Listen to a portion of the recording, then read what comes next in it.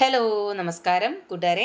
അടുത്തതൊരു previous year question പേപ്പറുമായിട്ടാണ് വന്നിരിക്കുന്നത്. PSC exams എഴുതുന്ന ഏതൊരു ഉദ്യോഗാർത്ഥിക്കും ഉപകാരപ്പെടുന്ന ഒരു ക്വസ്റ്റ്യൻ പേപ്പർ അനാലിസിസ് ആണ്. വിത്ത് അതിൻ്റെ കണക്റ്റഡ് ഫാക്ട്സ് കൂടെയാണ് നമ്മൾ പഠിച്ചു പോകുന്നത്. അതുകൊണ്ട് തന്നെ ഇപ്രാവശ്യം ഞാനൊരു ക്വസ്റ്റ്യൻ പേപ്പർ സ്പ്ലിറ്റ് ചെയ്ത് രണ്ട് പോർഷനായിട്ടാണ് പഠിക്കാനായിട്ട് നമ്മൾ പോകുന്നത് കേട്ടോ. അതായത് ഇന്ന് ഉൾപ്പെടുത്തിയിരിക്കുന്നത് 40 ക്വസ്റ്റ്യൻസ് ആണ്. 40 ക്വസ്റ്റ്യൻസ് വിത്ത് അതിൻ്റെ ആൻസർ വിത്ത് അതിൻ്റെ കണക്റ്റഡ് ഫാക്ട്സ് കേട്ടോ. അത്രയുമാണ് നമ്മൾ പഠിക്കുന്നത്. അപ്പോൾ 40 ക്വസ്റ്റ്യൻ നമ്മൾ പഠിക്കുമ്പം എത്ര ടോപ്പിക്ക് കവറാവും? ഏകദേശം ഒരു 30-35 ടോപ്പിക്കെങ്കിലും നമ്മൾ കവർ ചെയ്ത് പോവും. ഓക്കെ, പിന്നെന്താ, ഒരു വിരസത ഒഴിവാക്കാനുള്ള ഒരു കാര്യം കൂടെയാണ് അല്ലേ. ഒരു ടോപ്പിക്ക് പഠിക്കുമ്പോൾ നമ്മൾ ബോറടിക്കില്ലേ, അപ്പോൾ അത് ഒഴിവാക്കാനും കൂടെ സഹായിക്കും. പിന്നെ ഈ പഠിച്ചു പോകുന്ന ഈ വിഷയം വീണ്ടും നമ്മൾ അടുത്ത ക്വസ്റ്റ്യൻ പേപ്പർ വരുമ്പോൾ അതിൽ വീണ്ടും റിപ്പീറ്റ് ചെയ്യും. അപ്പോൾ നമ്മൾ പഠിക്കുന്ന കാര്യങ്ങൾ ഉറച്ചിരിക്കും. ഓക്കെ, അതൊക്കെയാണ് ഇതിൻ്റെ ഗുണങ്ങൾ എന്ന് പറയുന്നത്. അപ്പോൾ ഇന്ന് വന്നിരിക്കുന്നത് 2021 ഒരു ക്വസ്റ്റ്യൻ പേപ്പറുമായിട്ടാണ്. അപ്പോൾ അതിൽ കറണ്ട് അഫെയർ ഞാൻ എടുത്ത് മാറ്റുന്നില്ല, കാരണം കറണ്ട് അഫെയർ ഇപ്പം നമുക്ക് ചോദിക്കുന്നത് നിങ്ങൾക്ക് അറിയാം. കറണ്ട് എന്ന് പറഞ്ഞ് ചോദിക്കുന്നത് ഇതേ വർഷത്തെയോ അതിന് തൊട്ട് മുൻപ് ഉള്ള വർഷത്തെയോ അല്ല കറണ്ട് അഫെയർ ചോദിക്കുന്നത്. തുടർന്ന് 2017 അതിന് മുന്നേ ഉള്ള കറണ്ട് അഫെയർസൊക്കെ കടന്നു വരാറുണ്ട്. അതുകൊണ്ട് തന്നെ നമ്മൾ കറണ്ട് അഫെയർ ഒഴിവാക്കാതെയാണ് പഠിക്കുന്നത് കേട്ടോ. അപ്പോൾ നമ്മൾ ക്ലാസ്സിലോട്ട് കിടക്കുകയാണ്. ഓക്കെ, നോക്കാം. ഫസ്റ്റ് ക്വസ്റ്റ്യൻ എന്താണ്? 2020 ന്യൂയോർക്ക് ഇന്ത്യൻ ഫിലിം ഫെസ്റ്റിവലിൽ മികച്ച നടിയായി തിരഞ്ഞെടുക്കപ്പെട്ടതാര്? 2020 ന്യൂയോർക്ക് ഇന്ത്യൻ ഫിലിം ഫെസ്റ്റിവലിൽ മികച്ച നടിയായി തിരഞ്ഞെടുക്കപ്പെട്ടത് ഗാർഗി ആനന്ദാണ്. ആരാണ്? ഗാർഗി ആനന്ദ്. NYIFF 2020 മികച്ച നടൻ എന്ന് പറയുന്നത് നിവിൻ പോളിയാണ്. ന്യൂയോർക്ക് ഇന്ത്യൻ ഫിലിം ഫെസ്റ്റിവലിലെ മികച്ച നടനായി തിരഞ്ഞെടുത്തത് ആരെയാണ്? 2020 മികച്ച നടനാണ് നിവിൻ പോളി. സിനിമ മൂത്തേൻ ഒന്ന് സിനിമയ്ക്ക് നിവിൻ പോളിയാണ് മികച്ച നടനായിട്ട് തിരഞ്ഞെടുക്കപ്പെട്ടത്. മികച്ച ബാലതാരം സഞ്ജന ദീപു ആണ്. മികച്ച ബാലതാരം സഞ്ജന ദീപു. മികച്ച നടി ഗാർഗി ആനന്ദാണെന്ന് പറഞ്ഞു. ഏതാണ് സിനിമ? റൺ കല്യാണി എന്ന സിനിമയിലെ അഭിനയത്തിനാണ് ഗാർഗി ആനന്ദിന് മികച്ച നടിക്കുള്ള പുരസ്കാരം ലഭിച്ചത്.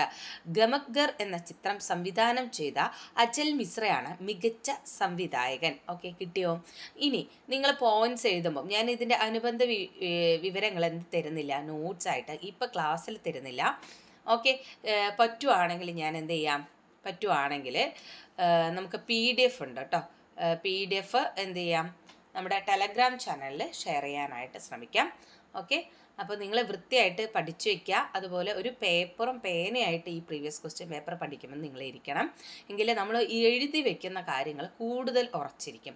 എഴുതി വെക്കുന്ന കാര്യങ്ങൾ നമുക്ക് പെട്ടെന്ന് ക്യാച്ച് ചെയ്യാനായിട്ട് പറ്റും. പരീക്ഷാ ഹാളിൽ നിങ്ങൾക്കത് ഉപകാരപ്രദമാവും. ഓക്കെ, അപ്പോൾ നമ്മൾ അടുത്ത ക്വസ്റ്റ്യൻ നോക്കുകയാണ്. 2021 ഹരിവരാസനം പുരസ്കാരത്തിന് അർഹനായ ഗായകനാര്? 2021 ഹരിവരാസനം പുരസ്കാരത്തിന് അർഹനായ ഗായകൻ വീരമണി രാജു ആണ്. ആരാണ്? വീരമണി രാജു.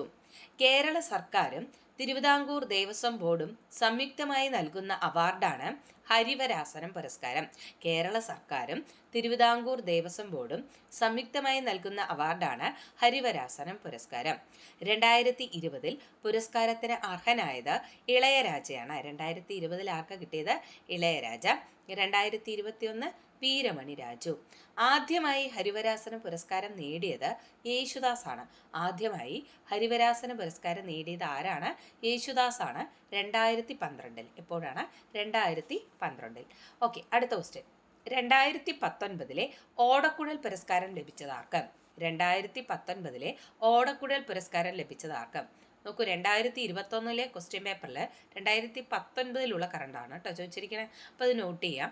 2019 ഓടക്കുഴൽ പുരസ്കാരം നേടിയത് N പ്രഭാകരൻ. ആരാണ്? N പ്രഭാകരനാണ് 2019 ഓടക്കുഴൽ പുരസ്കാരം. ഓടക്കുഴൽ അവാർഡ് നൽകുന്ന ട്രസ്റ്റ് ഗുരുവായൂരപ്പൻ ട്രസ്റ്റാണ്. ഓടക്കുഴൽ അവാർഡ് നൽകുന്ന ട്രസ്റ്റ് ആരാണ്? ഗുരുവായൂരപ്പൻ ട്രസ്റ്റ്. ജ്ഞാനപീഠം നേടിയ മലയാള കവി ജി ശങ്കരക്കുറുപ്പ് ഏർപ്പെടുത്തിയ അവാർഡാണ് ഓടക്കുഴൽ പുരസ്കാരം. ജ്ഞാനപീഠം നേടിയ മഹാകവി ജി ശങ്കരക്കുറുപ്പ് ഏർപ്പെടുത്തിയ അവാർഡാണ് ഓടക്കുഴൽ പുരസ്കാരം. ആദ്യ പുരസ്കാര ജേതാവ് വെണ്ണിക്കുളം ഗോപാലക്കുറുപ്പാണ്. 1968 അദ്ദേഹത്തിന് ഈ പുരസ്കാരം ലഭിച്ചത്. ആദ്യ ഓടക്കുഴൽ പുരസ്കാര ജേതാവ് വെണ്ണിക്കുളം ഗോപാലക്കുറുപ്പ്, നേടിയത് 1968. ഓക്കെ, അടുത്ത ക്വസ്റ്റ്യൻ നോക്കാം. 2020 പ്രകാശനം ചെയ്ത നീതിയുടെ ധീരസഞ്ചാരം എന്ന ജീവചരിത്രം ആരുടേതാണ്? 2020 പ്രകാശനം ചെയ്ത നീതിയുടെ ധീരസഞ്ചാരം എന്ന ജീവചരിത്രം ആരുടേതാണ്? ജസ്റ്റിസ് ഫാത്തിമ ബീവി. ജസ്റ്റിസ് ഫാത്തിമ ബീവിയുടെ ജീവചരിത്രമാണ് നീതിയുടെ ധീരസഞ്ചാരം. ആരാണ് ഫാത്തിമ ബീവി? സുപ്രീം കോടതിയിലെ ആദ്യത്തെ വനിതാ ജഡ്ജിയാണ് ജസ്റ്റിസ് ഫാത്തിമ ബീവി. സുപ്രീം കോടതിയിലെ ആദ്യത്തെ വനിതാ ജഡ്ജിയാണ് ജസ്റ്റിസ് എം ഫാത്തിമ ബീവി.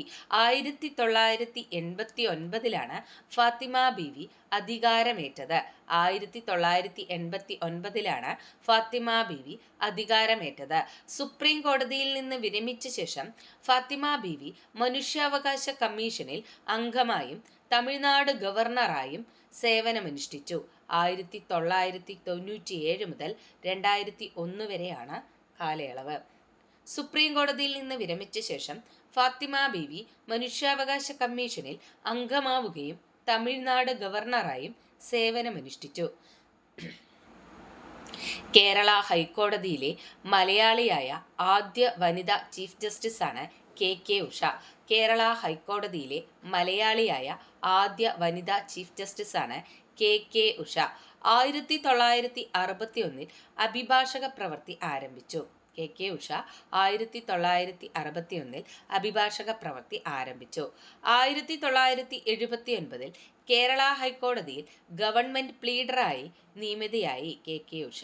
1991 മുതൽ 2001 വരെ കേരള ഹൈക്കോടതിയിൽ ജഡ്ജിയായിരുന്നു കെ ഉഷ. ഓക്കെ, ക്ലിയർ അല്ലേ? സുപ്രീം കോടതി ചീഫ് ജസ്റ്റിസായ ആദ്യ മലയാളിയാണ് കെ ബാലകൃഷ്ണൻ. സുപ്രീം കോടതി ചീഫ് ജസ്റ്റിസായ ആദ്യ മലയാളിയാണ് കെ ബാലകൃഷ്ണൻ. മുഴുവൻ പേര് കൊനക്കുപ്പക്കാട്ടിൽ ഗോപിനാഥൻ ബാലകൃഷ്ണൻ. മുഴുവൻ പേര് കൊനക്കുപ്പക്കാട്ടിൽ ഗോപിനാഥൻ ബാലകൃഷ്ണൻ. സുപ്രീം കോടതിയിലെ 37ാമത് ചീഫ് ജസ്റ്റിസ് ആയിരുന്നു ഇദ്ദേഹം. ദളിത് വിഭാഗത്തിൽപ്പെട്ട ആദ്യ ചീഫ് ജസ്റ്റിസാണ് കെ ബാലകൃഷ്ണൻ. നിയോഗിച്ചത് APJ അബ്ദുൽ കലാമാണ്. കെ ബാലകൃഷ്ണനെ നിയോഗിച്ചത് ആരായിരുന്നു? APJ അബ്ദുൽ കലാം. ഓക്കെ, അപ്പോൾ അടുത്ത ക്വസ്റ്റ്യൻ നോക്കാം.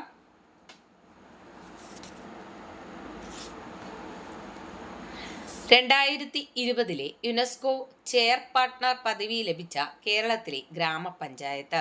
2020 യുനെസ്കോ ചെയർ പാർട്ട്ണർ പദവി ലഭിച്ച കേരളത്തെ ഗ്രാമപഞ്ചായത്താണ് പരിയാരം. ഏതാണ്? പരിയാരം. യുനെസ്കോ രൂപീകൃതമായത് 1945 നവംബർ 16. യുനെസ്കോ രൂപീകൃതമായത് 1945 നവംബർ 16. നിലവിലെ അംഗസംഖ്യ 193 അംഗങ്ങളും 11 അസോസിയേറ്റ് അംഗങ്ങളും. നിലവിലെ അംഗസംഖ്യ 193 അംഗങ്ങളും 11 അസോസിയേറ്റ് അംഗങ്ങളും. ആസ്ഥാനം എവിടെയാണ്? പാരീസ് ആണ്. യുനെസ്കോയുടെ ആസ്ഥാനം പാരീസ്. കലിംഗ പുരസ്കാരം നൽകുന്ന അന്താരാഷ്ട്ര സംഘടനയാണ് യുനെസ്കോ. ലോക പൈതൃക പട്ടിക പുറത്തിറക്കുന്ന അന്താരാഷ്ട്ര സംഘടനയാണ് യുനെസ്കോ. അപ്പോൾ യുനെസ്കോ രൂപീകൃതമായത് 1945 നവംബർ 16. അത് മാത്രം ഒന്ന് ഓർത്തിരിക്കുക. ഓക്കെ, അടുത്ത ക്വസ്റ്റ്യൻ. 2020 ഫെബ്രുവരിയിൽ ആദ്യമായി ഹോൺബിൽ ഫെസ്റ്റിവൽ ആഘോഷിച്ച സംസ്ഥാനം ഏത്? 2020 ഫെബ്രുവരിയിൽ ആദ്യമായി ഹോൺബിൽ ഫെസ്റ്റിവൽ ആഘോഷിച്ച സംസ്ഥാനമാണ് ത്രിപുര. ഏതാണ്? ത്രിപുര. ത്രിപുര എന്ന വാക്കിനർത്ഥം, ഞാൻ എന്തുകൊണ്ടാണ് ഈ ക്വസ്റ്റ്യൻസ് കൊണ്ടുവരുന്നതെന്ന് വെച്ചാൽ, ഇപ്പോൾ നമ്മൾ അതിൻ്റെ ആൻസർ റിലേറ്റഡ് ഫാക്ട്സ് നോക്കുകയാണെങ്കിൽ അതിൽ കുറേ കാര്യങ്ങൾ നമുക്ക് പോയിന്റ്സ് ആയിട്ട് കിട്ടും. അതുകൊണ്ട് മാത്രമാണ് കേട്ടോ.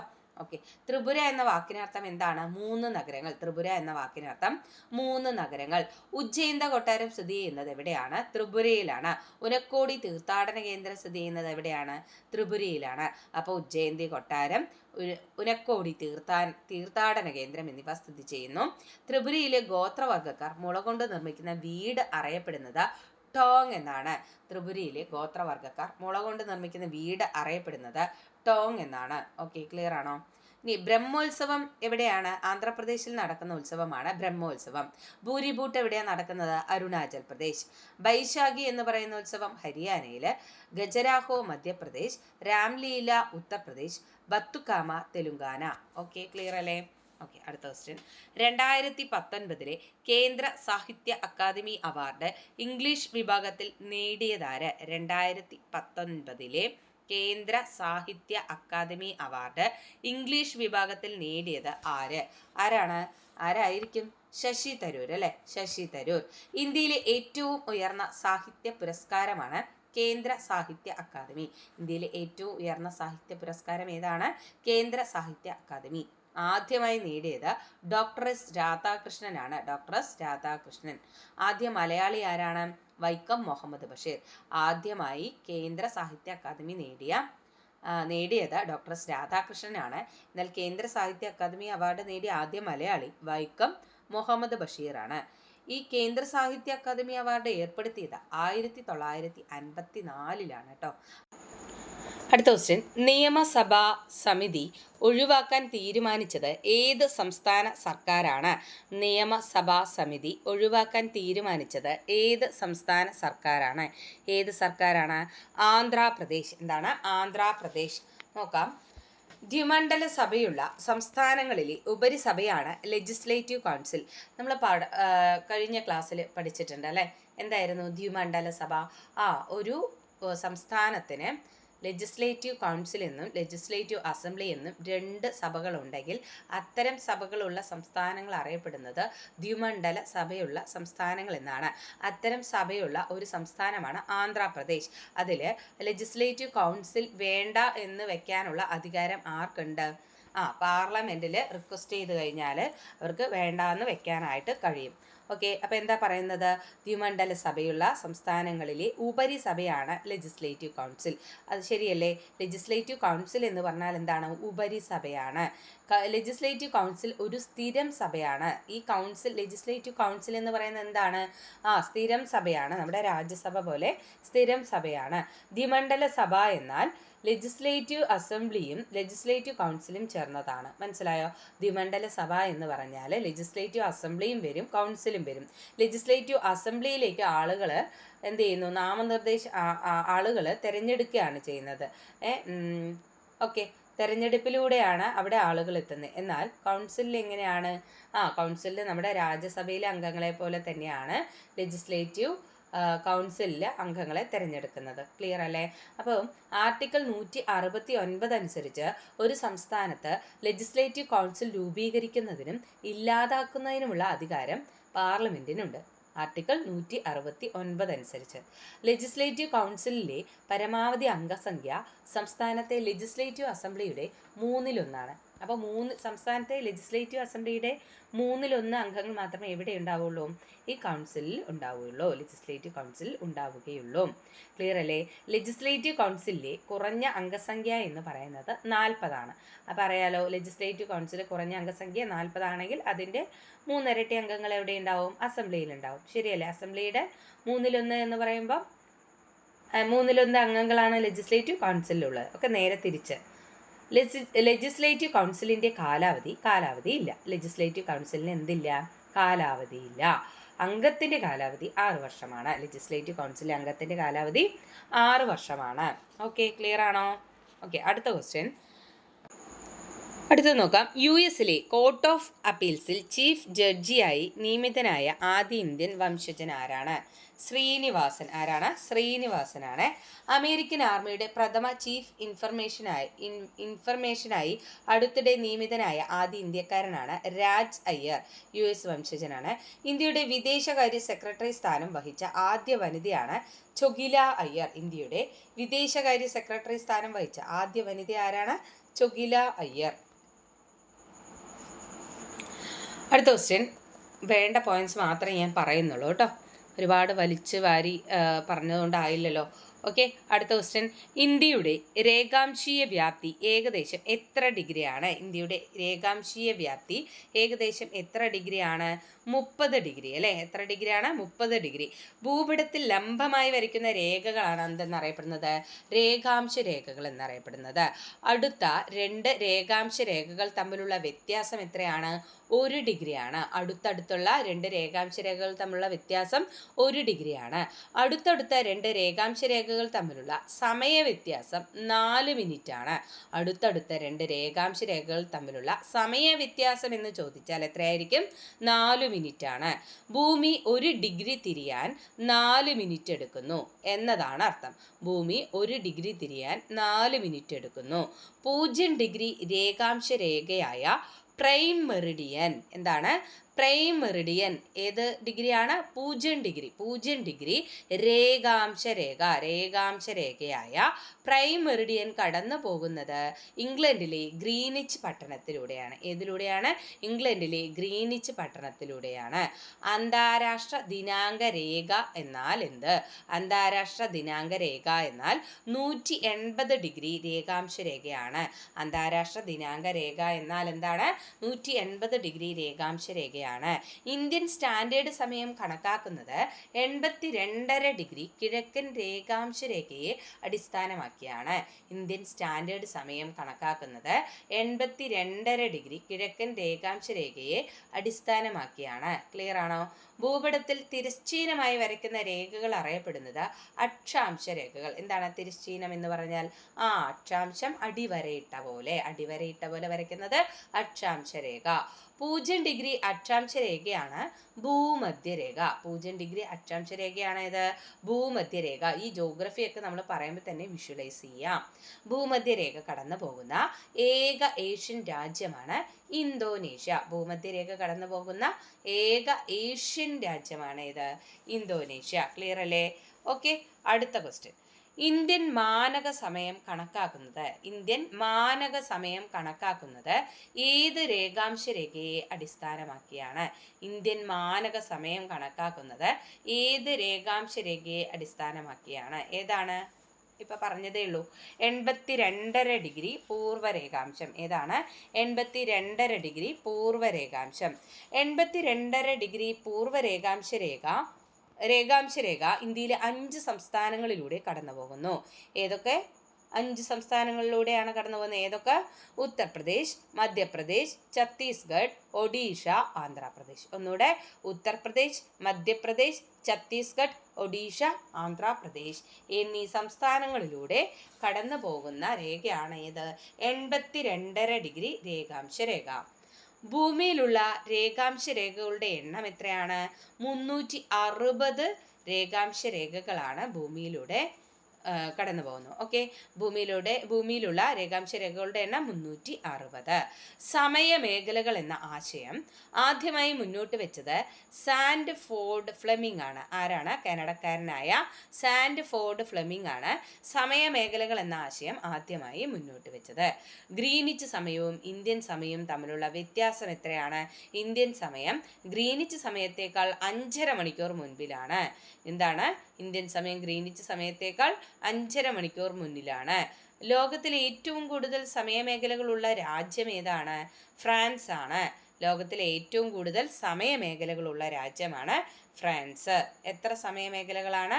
12 സമയമേഖലകളാണ് ഉള്ളത്. ലോകത്തെ ഏറ്റവും കൂടുതൽ സമയമേഖലകളുള്ള രാജ്യം ഫ്രാൻസ്. 12 സമയമേഖലകൾ. ക്ലിയർ അല്ലേ? ഓക്കെ, അടുത്ത ക്വസ്റ്റ്യൻ. ഇന്ത്യയിലെ ഏറ്റവും പഴക്കമുള്ള പർവ്വതനിര ഏത്? ഇന്ത്യയിലെ ഏറ്റവും പഴക്കമുള്ള പർവ്വതനിരയാണ് ആരവല്ലി. ഏതാണ്? ആരവല്ലി. പർവ്വത രൂപീകരണത്തെക്കുറിച്ചുള്ള പഠനമാണ് ഓറോളജി. ലോക പർവ്വത ദിനം ഡിസംബർ 11. ലോക പർവ്വത ദിനം എന്നാണ്? ഡിസംബർ 11. പർവ്വത രൂപീകരണത്തെക്കുറിച്ചുള്ള പഠനം ഓറോളജി. ലോക പർവ്വത വർഷം 2002. ലോക പർവ്വത വർഷം 2002. തടാകങ്ങളുടെയും പർവ്വതങ്ങളുടെയും നാട് എന്നറിയപ്പെടുന്നത് മാസിഡോണിയ. തടാകങ്ങളുടെയും പർവ്വതങ്ങളുടെയും നാട് എന്നറിയപ്പെടുന്നത് മാസിഡോണിയ. ലോകത്തിലെ ഏറ്റവും ഉയരം കൂടിയ പർവ്വതനിര ഏതാണ്? ഹിമാലയം. ലോകത്തെ ഏറ്റവും ഉയരം കൂടിയ പർവ്വതനിരയാണ് ഹിമാലയം. ലോകത്തിലെ ഏറ്റവും നീളം കൂടിയ പർവ്വതനിര ഏതാണ്?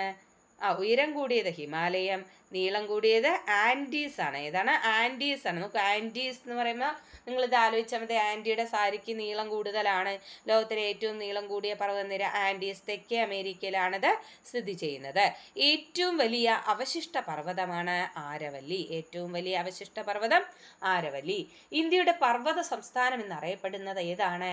ഹിമാചൽ പ്രദേശ് ആണ് അല്ലെ. ഇന്ത്യയുടെ പർവ്വത സംസ്ഥാനം എന്നറിയപ്പെടുന്നത് ഹിമാചൽ പ്രദേശ്. ലോകത്തിലെ ഏറ്റവും ഉയരം കൂടിയ പർവ്വതനിരയാണ് ഹിമാലയം. ലോകത്തിലെ ഏറ്റവും ഉയരം കൂടിയ പർവ്വതനിര ഹിമാലയം. ഇന്ത്യയെ തെക്കേ ഇന്ത്യ, വടക്കേ ഇന്ത്യ എന്നിങ്ങനെ രണ്ടായി തരംതിരിക്കുന്നത് ആരാണ്? വിന്ധ്യ സത്പുരാ നിരകള്. വിന്ധ്യ നിരകളാണ് ഇന്ത്യയെ തെക്കേ ഇന്ത്യ, വടക്കേ ഇന്ത്യ എന്നിങ്ങനെ രണ്ടായി വിഭജിക്കുന്നത്. ആരവല്ലി പർവ്വതനിരയിലെ ഏറ്റവും ഉയരം കൂടിയ കൊടുമുടിയാണ് ഗുരുശിഖർ. ആരവല്ലി പർവ്വതനിരയിലെ ഏറ്റവും ഉയരം കൂടിയ കൊടുമുടി ഏതാണ്? ഗുരുശിഖർ. 1722 മീറ്റർ ആണ് ഉയരം. സഹ്യാദ്രി, സഹ്യപർവ്വതം എന്നിങ്ങനെ അറിയപ്പെടുന്നത് പശ്ചിമഘട്ടമാണ്. സഹ്യാദ്രി എന്നും സഹ്യപർവ്വതം എന്നൊക്കെ അറിയപ്പെടുന്നത് ആരാണ്? നമ്മുടെ പശ്ചിമഘട്ടമാണ്. പശ്ചിമഘട്ടത്തിന്റെ ശരാശരി ഉയരം 1200 മീറ്റർ ആണ്. പശ്ചിമഘട്ടത്തിന്റെ ശരാശരി ഉയരം 1200 മീറ്റർ. പശ്ചിമഘട്ടത്തിന്റെ ശരാശരി നീളം എത്രയാണ്? 1600 കിലോമീറ്റർ. എത്രയാണ്? 1600 കിലോമീറ്റർ ആണ് പശ്ചിമഘട്ടത്തിന്റെ ശരാശരി നീളം. പശ്ചിമഘട്ടത്തിലെ ഏറ്റവും ഉയരം കൂടിയ കൊടുമുടി ഏതാണ്? ആനമുടി. പശ്ചിമഘട്ടത്തിലെ ഏറ്റവും ഉയരം കൂടിയ കൊടുമുടി ആനമുടി. ക്ലിയർ അല്ലേ? ഓക്കെ, ഇതൊക്കെ ചോദിച്ചിട്ടുണ്ട് കേട്ടോ. PYQ ആണ്. പശ്ചിമഘട്ടത്തിലെ ഏറ്റവും ഉയരം കൂടിയ കൊടുമുടി ഏത്? ആനമുടി. പശ്ചിമഘട്ടത്തിന്റെ ശരാശരി നീളം എത്ര? 1200. ഉയരം എത്ര? ഉയരം 1200, നീളം 1600 കിലോമീറ്റർ. ഓക്കെ, ഇതെല്ലാം ചോദിച്ചിട്ടുള്ളതാണ്. ആരവല്ലി പർവ്വതനിരയിലെ ഏറ്റവും ഉയരം കൂടിയ കൊടുമുടി ഏത്? ഗുരുശിഖർ. ഇതെല്ലാം PYQ ആണ്. അതുപോലെ തന്നെ ഞാൻ ഈ പറയുന്ന കണക്റ്റഡ് ഫാക്ട്സ് HCRT ഫാക്ടറും കൂടിയാണ് കേട്ടോ. HCRTയിലുള്ള പോയിന്റ്സും കൂടിയാണ്. ഓക്കെ, അടുത്ത ക്വസ്റ്റ്യൻ. ഡെക്കാൻ പീഠഭൂമിയുടെ കിഴക്ക് ഭാഗത്തുള്ള മലനിര ഏത്? ഡെക്കാൻ പീഠഭൂമിയുടെ കിഴക്ക് ഭാഗത്തുള്ള മലനിര ഏതാണ്? ഡെക്കാൻ പീഠഭൂമി ഒന്ന് സങ്കല്പിക്കൂ. അതിന്റെ കിഴക്ക് ഭാഗം എവിടെയായിട്ട് വരും? പൂർവഘട്ടം അല്ലെ. പൂർവഘട്ടം. എന്താണ്? ഡെക്കാൻ പീഠഭൂമിയുടെ കിഴക്ക് ഭാഗത്തുള്ള മലനിര പൂർവഘട്ടമാണ്. ക്ലിയർ ആണോ? ഓക്കെ, ഡെക്കാൻ പീഠഭൂമി സ്ഥിതി ചെയ്യുന്ന സംസ്ഥാനങ്ങൾ മഹാരാഷ്ട്ര, ഗോവ, കർണാടക, ആന്ധ്രാപ്രദേശ്, തമിഴ്നാട്, കേരളം. ഡെക്കാൻ പീഠഭൂമി സ്ഥിതി ചെയ്യുന്ന സംസ്ഥാനങ്ങൾ ഏതെല്ലാമാണ്? മഹാരാഷ്ട്ര, ഗോവ, കർണാടക, ആന്ധ്രാപ്രദേശ്, തമിഴ്നാട്, കേരളം. ഇന്ത്യയിലെ പ്രധാന ലാവാ പീഠഭൂമിയാണ് ഡെക്കാൻ പീഠഭൂമി. ഇന്ത്യയിലെ പ്രധാന ലാവാ പീഠഭൂമിയാണ് ഡെക്കാൻ പീഠഭൂമി. പീഠഭൂമി എന്ന് പറഞ്ഞാൽ തന്നെ എന്തായിരിക്കും? ലാവയായിരിക്കും അല്ലെ. ലാവ വമിക്കാൻ സാധ്യതയുള്ള പ്രദേശങ്ങൾ, വമിച്ചിട്ടുള്ള പ്രദേശങ്ങളൊക്കെയാണ് എന്ത്? ഈ ഡെക്കാൻ പീഠഭൂമി എന്ന് പറയുന്നത്. ഡെക്കാൻ പീഠഭൂമിയുടെ പടിഞ്ഞാറ് പശ്ചിമഘട്ടം, കിഴക്ക് പൂർവ്വഘട്ടം. ഡെക്കാൻ പീഠഭൂമിയുടെ പടിഞ്ഞാറ് പശ്ചിമഘട്ടവും കിഴക്ക് പൂർവ്വഘട്ടവുമാണ്. ഡെക്കാൻ പീഠഭൂമിയിലെ പ്രധാന നദികളാണ് ഗോദാവരി, കൃഷ്ണ, കാവേരി. ക്ലിയർ അല്ലേ? ഡെക്കാൻ പീഠഭൂമിയെയും മാൾവ പീഠഭൂമിയെയും വേർതിരിക്കുന്ന നദിയാണ് നർമ്മദ. ഡെക്കാൻ പീഠഭൂമിയെയും മാൾവ പീഠഭൂമിയെയും വേർതിരിക്കുന്ന നദിയാണ് നർമ്മദ. ആഗ്നേയശിലയായ ബസാൾട്ട് ശിലകളാൽ ആവരണം ചെയ്തിരിക്കുന്ന പ്രദേശമാണ് ഡെക്കാൻ പീഠഭൂമി. അപ്പൊ ഡെക്കാൻ പീഠഭൂമിയിൽ എന്താ കാണപ്പെടുന്നത്? ആഗ്നേയശിലയായ ബസാൾട്ട് ശിലകളാൽ ആവരണം ചെയ്തിരിക്കുന്ന പ്രദേശമാണ് ഡെക്കാൻ പീഠഭൂമി. ഇന്ത്യയുടെ കിഴക്കൻ തീരത്ത് ബംഗാൾ ഉൾക്കടലിനും ഡെക്കാൻ പീഠഭൂമിക്കും സമാന്തരമായി സ്ഥിതി ചെയ്യുന്ന പർവ്വതനിരയാണ് പൂർവ്വഘട്ടം. ഓക്കെ, ഇതെല്ലാം വിഷ്വലൈസ് ചെയ്യുക. എന്താണ് പറയുന്നത്? ഇന്ത്യയുടെ കിഴക്കേ തീരത്ത് ബംഗാൾ ഉൾക്കടലിനും ഡെക്കാൻ പീഠഭൂമിക്കും സമാന്തരമായി സ്ഥിതി ചെയ്യുന്ന പർവ്വതനിര ഏതാണ്? പൂർവ്വഘട്ടം. പൂർവ്വഘട്ടത്തിലെ ഏറ്റവും ഉയരം കൂടിയ കൊടുമുടിയാണ് ജിന്ദാഗഡ. എന്താണ്? ജിന്ദാഗഡ എന്ന് പറയുന്നത് പൂർവ്വഘട്ടത്തിലെ ഏറ്റവും ഉയരം കൂടിയ കൊടുമുടിയാണ്. എവിടെയാണ് സ്ഥിതി ചെയ്യുന്നത്? ആന്ധ്രാപ്രദേശ്. പൂർവ്വഘട്ടത്തിലൂടെ ഒഴുകുന്ന നദികൾ ഏതെല്ലാമാണ്? മഹാനദി, ഗോദാവരി, കൃഷ്ണ, കാവേരി.